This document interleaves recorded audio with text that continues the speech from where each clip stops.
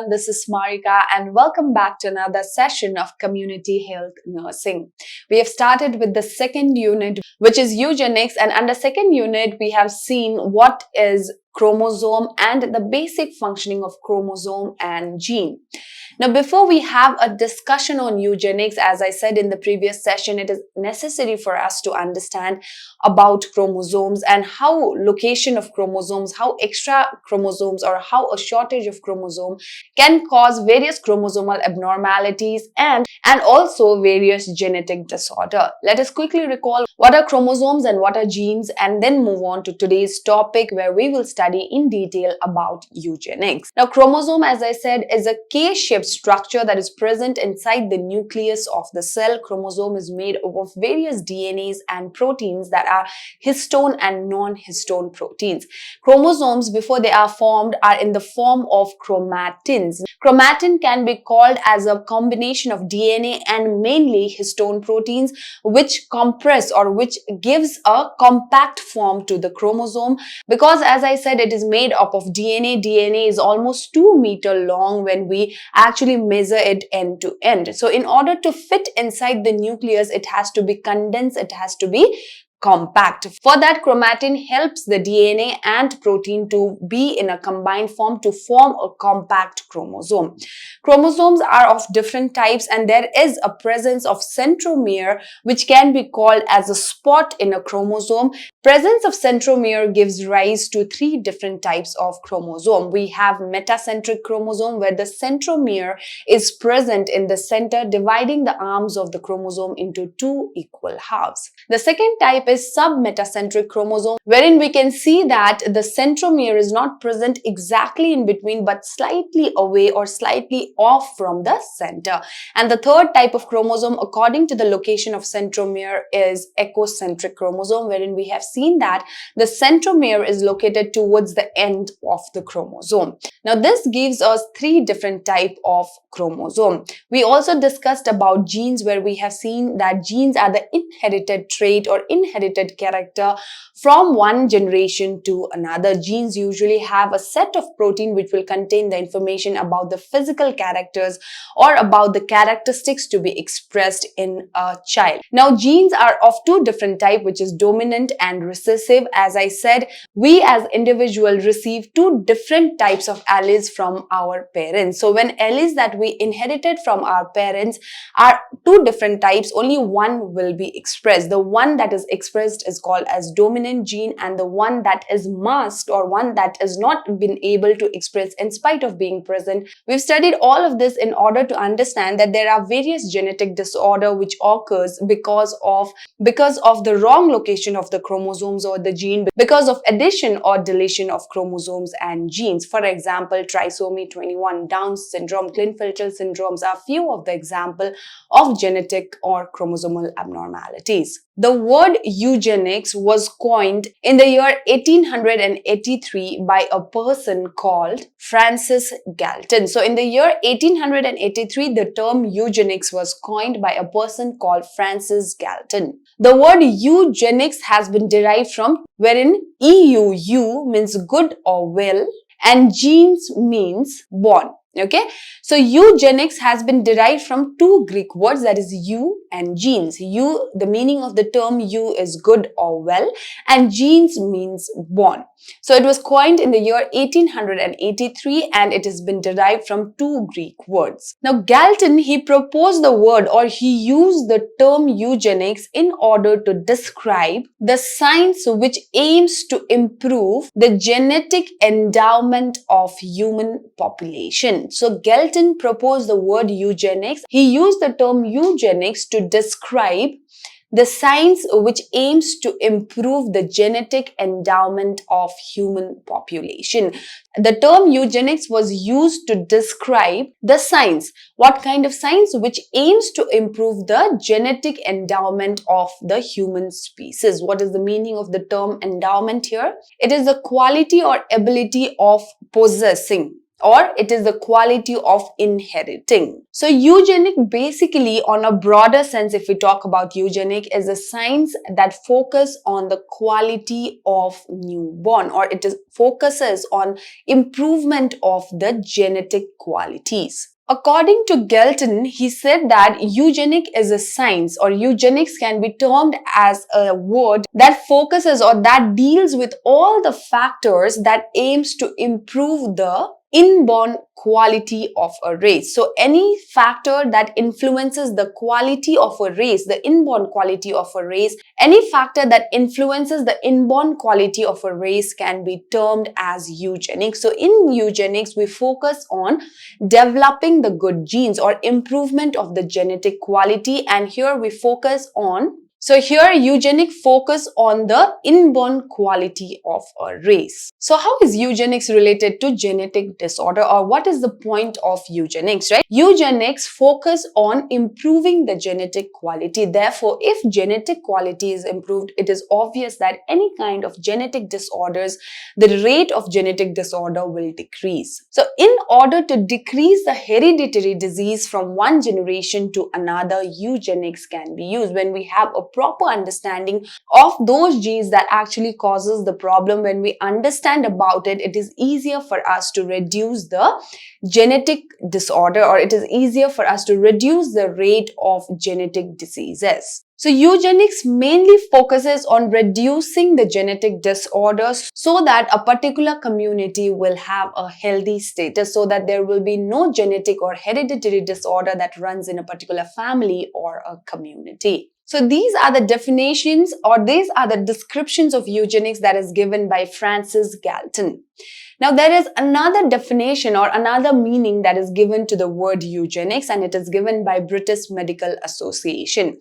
According to British Medical Association, eugenics is the study and practice of methods that is designed to improve the quality of a race, especially by selective breeding. Now, according to this meaning that has been given by British Medical Association to eugenics, it also says that eugenic is a process, it is the study and practice of methods designed to improve the quality of a race, and it is usually focused on selective breeding. For a particular nation to develop, there are so many economic burden on nation, right? So for a particular nation to develop,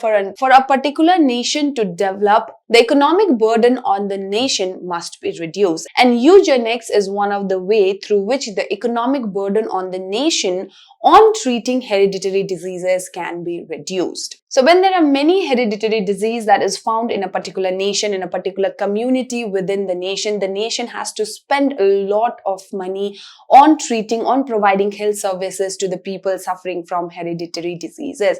Therefore, for a nation to develop, we need to reduce the economic burden on the nation that is caused by various health services provided to the people suffering from various genetic and hereditary diseases. Therefore, with proper eugenics, with proper or improvement in the genetic quality, the burden on the nation, the economic burden on the nation can be reduced. So it is believed that eugenics is one of the way through which a healthy community, a healthy society, and overall a healthy nation can be created. Now here as nurses, we are studying this because nurses plays a major role in influencing people, in providing health education to people. So nurses can provide education to people about eugenics. Nurses can help people understand about various genetic disorder, how it can be reduced, how genetic disorder will cause burden, not just for the person, not just for the family, but also for the community and nation, can be promoted through eugenic measures. I hope you've got an idea about what is eugenics till now. Let us see what is the goal of eugenics. There is only one single goal of eugenics. Eugenics focuses on one particular thing, and that is to improve the genetic composition of the population. So as I said, eugenics focuses on improving the quality of genes. It focuses on improvement of the genetic quality, improvement of the quality of a race. Therefore, the goal of eugenics is to only improve the genetic composition of the population. As I said, when genetic composition of a population is improved, there will be reduced genetic morbidity. Therefore, not just the disease rate will come down, it will also reduce the economic burden on the nation. Let us move on and see the aims of eugenics. The very first aim is to control the frequency of hereditary diseases and disability. So obviously it focuses on improving the genetic quality, it focuses on quality of race, right? Improving the quality of race. Therefore, if we improve the genetic composition, it will reduce genetic morbidity and disability. So that is the first aim of eugenics. The second aim is to save the resources. Already in the introduction, we have discussed how a genetic disorder can cause economic burden on the nation. Providing health services may be difficult. Educating the people on various genetic disorders may be difficult. Therefore, the aim of eugenics is also to save the resources, various health resources. The third one obviously is to create healthy people and a healthy community. Obviously, eugenics focuses on creating a healthy community by improving the genetic composition of the population. When we create healthy individuals, it is obviously going to lead to a healthy community, which is the third aim of eugenics. Another important aim of eugenics is to have intelligent people in the community, or to have people with less number of mental illness. When a proper genetic composition when a good quality genetic composition is found, when the main goal of eugenics is to make sure the quality of the gene is good and it obviously results in good genes, right?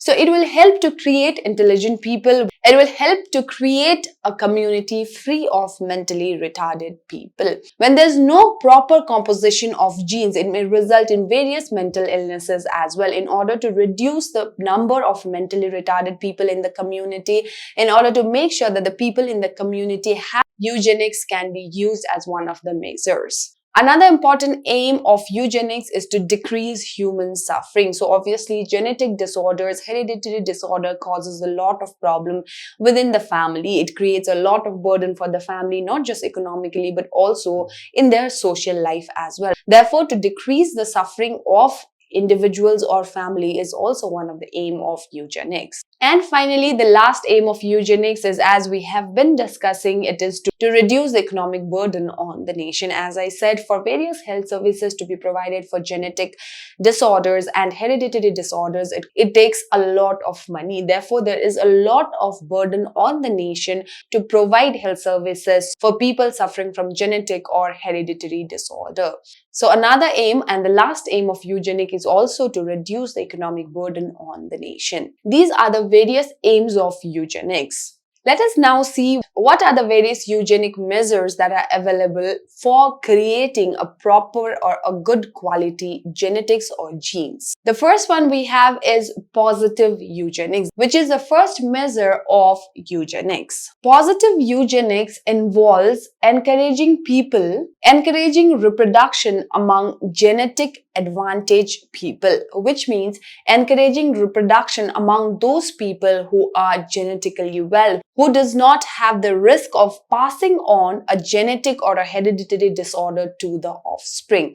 So encouraging genetically advantaged people to reproduce is one of the measures under positive eugenics. Now, how can we achieve, or what are the various ways through which we can achieve positive eugenics? In vitro fertilization, egg transplant and cloning can be used as a measures for positive eugenics. So positive eugenics is encouraging those people who have good genes to reproduce so that we can produce good offspring. So few of the measures such as cloning, egg transplant and in vitro fertilization can be used as measures of producing good offsprings. Positive eugenics is difficult to achieve because of complexity of traits. It might sound very easy, but because of complexity of traits within the people, because of complexity of traits in the people, it is difficult to achieve positive eugenics. Now, why is it difficult to achieve? Because there are various factors that are related in inheriting a gene, right? As I said, genes are inherited equally from both the parents. So multi-factors are involved in inheriting the gene, And also because we are unaware about which gene to be inherited, because there are around 50,000 genes that come from a single parent, right? 50,000 genes from the mother side and 50,000 genes from the parent side. So we are not aware about which of the gene inherits which character. Because of this unawareness, it becomes difficult to inherit good genes or to achieve positive eugenics. So no doubt that positive eugenics focus on producing a desirable or producing an offspring that has a good composition of gene, right? But it is difficult to achieve positive eugenics because of two major reasons. Variety of tests that has been conducted says that intelligence and other positive characteristic feature of an individual cannot be inherited by the offspring as simple as how they inherit the blood group. Okay, so as in offspring, it is very simple that a child may have a blood group of a mother or a father, but various characteristics such as intelligence or positive characteristic feature of the parent may be inherited by the child, may not be inherited by the child, and it is not easy to inherit those character. It is not easy as inheriting the blood group. So that is one of the reason why positive genetics may fail. Inheriting such positive character and intelligence are multifactorial. It involves the gene as well as the environment. Therefore, positive eugenics may not turn out to be successful. And the second reason is that as human beings, we will not be able to determine which gene can be transmitted to the children and which cannot be transmitted to the children. We are unaware about the genes, about what information does each of the gene contains. We will not be able to determine which gene can be transmitted and which cannot be transmitted. I hope you've understood what positive eugenics is. Positive eugenics is a process where people who are genetic advantageous or who have good genes are encouraged to reproduce so that they can provide or they can produce good offspring with no any kind of genetic or hereditary disorder. Positive eugenics is difficult to inherit because many of the tests has been conducted and the test result says that inheriting blood group is easy, but we cannot inherit intelligence or various other positive characteristics as easy as how we inherit blood group. Okay, another reason why positive eugenics may fail or another reason why positive eugenics may also be difficult is that we cannot, as human beings, we cannot determine which gene to be inherited and which gene cannot be inherited. We are not aware about what information does each of the genes carry and how it will be inherited to the children. Therefore, it becomes difficult to achieve positive eugenics. For positive eugenics, so these are the two major problems that can be seen in positive eugenics. And in order to reduce these problems, genetic counseling can be provided, birth control measures can be followed, and psychiatric disorders must be treated properly. Next, we have negative eugenics. So what is negative eugenics? Positive eugenics was encouraging people who have good genes to reproduce, to provide good offspring or to produce good offspring. What is negative eugenics then? Now, negative eugenics focuses on genetically disadvantaged people, which means people who have any kind of genetic disorder are discouraged to reproduce. It is focused on decreasing the fertility among the people who are not genetically advantaged, among people who have genetic disadvantages. In positive eugenics, we were encouraging the people with good genes to reproduce in order to provide or in order to produce a good offspring. Whereas in negative eugenics, people who have the risk of any kind of genetic or hereditary disorder, they are discouraged to reproduce or the fertility is decreased among those people. The various ways of negative eugenic method are abortion, sterilization, and various family planning method. So in negative eugenics, we focus on decreasing Negative eugenics basically focuses on decreasing the fertility among people who do not have good genes. There can be various measures such as abortion among those people, sterilizing people who are not genetically advantageous, or also forcing the people to take various family planning methods. People who are suffering from any kind of genetic disorder either not allowed to marry, they are not allowed to reproduce, or which means they will not be able to reproduce. If we take history as an example, we can see that Hitler also followed negative eugenics. He tried to improve the German race by killing those weak and defective people within the nation. This was a negative eugenics. Here, the main aim was to improve the genetic composition of German race. So in order to improve that, Hitler killed all those people who were weak or defective, who have any kind of genetic problem. So this is a measure of negative eugenics, or it is one of the method of negative eugenics. Now, as we have learned about negative eugenics, we can understand that negative eugenics is immoral. And it is immoral because the first thing, as we know, is it forces sterilization among people who are genetically disadvantaged or who do not have good genes. Forcing sterilization upon someone is obviously immoral.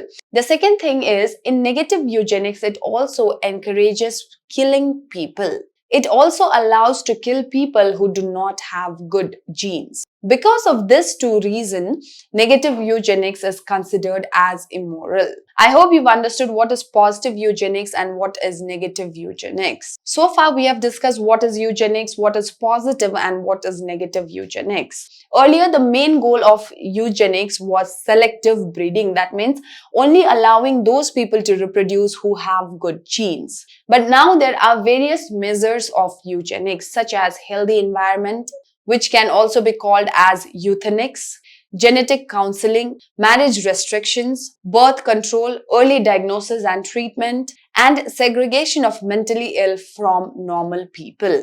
So these are the various new aims of eugenics. Earlier, eugenics was only focused on selective breeding, but the focus of eugenics, or the emphasis of eugenics, have now been changed.